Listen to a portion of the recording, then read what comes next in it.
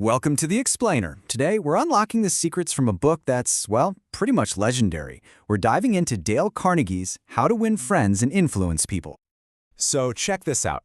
Decades before this book was even a thing, this guy, John D. Rockefeller, you know the oil magnate? He pinpointed the world's most valuable skill. And you'd think it'd be something like oil, right? Or logistics. Nope. It was the ability to deal with people. And that's the very skill Dale Carnegie would dedicate his life to teaching. And boy, did he teach it. I mean, this book became a total sensation overnight. Why?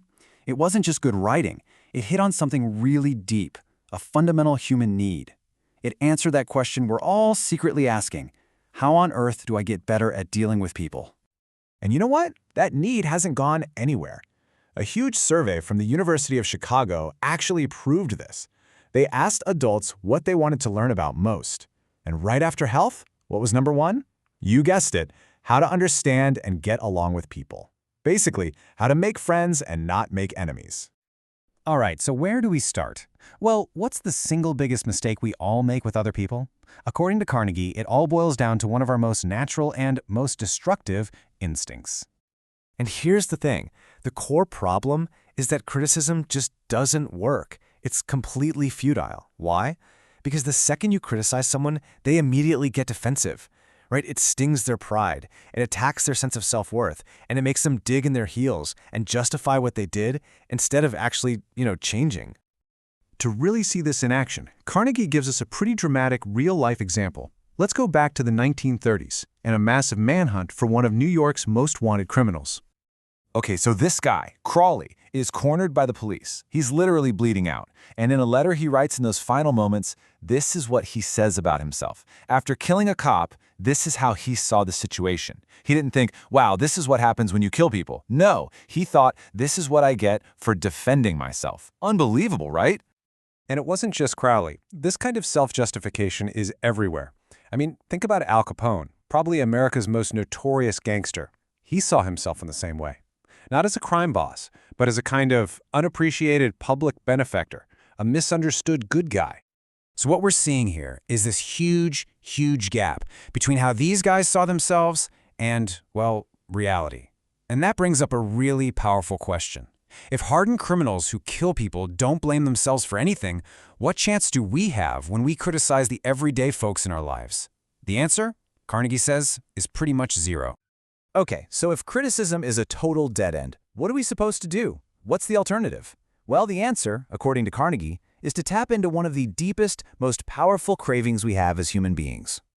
And listen to the word the famous psychologist William James used here. He didn't say it's a wish or a desire. He called it a craving. That's a powerful word. It's like a hunger, something as real as our need for food. And that is the force Carnegie says we need to learn how to tap into. But hold on, there's a really important difference we need to make here. This is not about laying on cheap, fake praise or flattery. Flattery is like counterfeit money. It's insincere, it's selfish. Real appreciation, that comes from the heart. It's genuine, and everybody can tell the difference. One is slimy, the other is admired. And if you think this is just some soft skill that doesn't matter, get this. Back in the early 1900s, Andrew Carnegie paid a guy named Charles Schwab over $1 million a year. That's more than $3,000 a day. And it wasn't because Schwab was the world's greatest steel expert. It was because he was a genius at dealing with people. His secret? Super simple. He was always encouraging and wasn't afraid to give praise. And this idea perfectly sums up the philosophy of the guy who was signing those checks, Andrew Carnegie himself. In fact, he wanted this exact quote on his tombstone. Just think about that. He knew his incredible success wasn't because he was the smartest guy around, but because he knew how to surround himself with smart people and, through appreciation, get the absolute best out of them. Okay, so we've made a huge mental shift here, right? We're moving away from criticism and towards appreciation. That's massive. But that leads to the next big question. How do you actually get someone to do something you want them to do?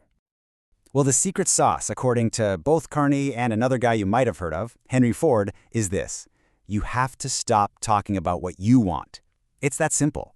The only way on earth to influence another person is to figure out what they want and then show them how to get it. So let's look at a time Carnegie had to use this trick himself. He was renting this big hotel ballroom to give his lectures. Everything's going great. Then, out of the blue, the manager tells him his rent is about to go up by a whopping 300%. Ouch. So, what did he do? Did he storm into the manager's office and start yelling? Nope. Instead, he drew up a list of pros and cons, but all from the manager's point of view. He didn't say a single word about what he wanted. The entire conversation was about how this rent hike would affect the hotel's business. And what happened?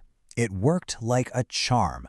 By showing the manager what was in it for him, making money, having fancy events at his hotel, Carnegie made the manager want to keep his business. That massive 300% increase, it got slashed down to just 50%, just like that. So let's step back and put all these pieces together, because what we're talking about here isn't just a handful of clever tricks. It's a whole new way of looking at things, a completely new philosophy for how you deal with people. It all comes down to these three fundamental techniques. This is the bedrock of Carnegie's whole system. First, don't criticize. Second, give honest appreciation. And third, make the other person want to do it. If you can nail just these three, you've pretty much got the core of his entire philosophy. But here's the most important part. You can't just read this stuff and expect your life to change. Carnegie makes it super clear that this is an active process. You're trying to build new habits here. And that means practice, day in and day out, until it just becomes second nature. It's about creating a new way of life. And in the end, if you can master this, it's way more than just a tool for business or sales. It's a total transformation of your perspective. It's about shifting the spotlight from yourself onto the other person. And when you do that, Carnegie promises, it doesn't just make you more successful, it leads to a richer, fuller, and genuinely happier life. So that leaves us with one final question. It's one thing to hear these ideas and think, yeah, that makes sense. It's another thing to actually do it. So the real question is, which one of these principles are you going to start practicing today?